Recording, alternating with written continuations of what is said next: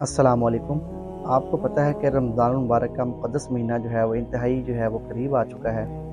तो सबसे खुशनसीब शख्स वो है कि जो रमज़ान आने से पहले रमज़ानुल मुबारक की तैयारी कर ले और सुन्नत भी जो है वो यही है। तो एक बात आपको मैं बताना चाह रहा था कि जैसे ही रमज़ान का महीना करीब आएगा ना, तो चैनलों पर कुछ अजीबो-गरीब किस्म की ट्रांसमिशन जो है वो शुरू हो जाएँगी। उन लोगों का जो मिशन होता है वो सिर्फ़ और सिर्फ़ फ़कत अपनी जेब को जो है वो गर्म करना होता है और चैनल के व्यूज़ हासिल करना होता है। तो आप लोगों का रोज़ा ख़राब करने के लिए आते हैं, आप लोगों को जो है वो इबादत से दूर करने के लिए आते हैं, तो लिहाज़ा आप इन जैसे लोगों से जो है वो लाज़मी बचें। और कुछ मज़हबी तबके के लोग भी जो हैं इसके अंदर शामिल होते हैं। मैं इन लोगों को अदाकार कहता हूँ। इनका काम क्या होता है, आकर जो है वो चंद इख्तिलाफ़ात की हर साल जो है वही बातें होती हैं कि जी तरावी 8 पढ़नी चाहिए, 20 पढ़नी चाहिए या कितनी पढ़नी चाहिए। ऐसे ही वितर के ऊपर वो जो है लोग आकर बात करते हैं और वो अजीबो-गरीब किस्म की बातें करते हैं। बातें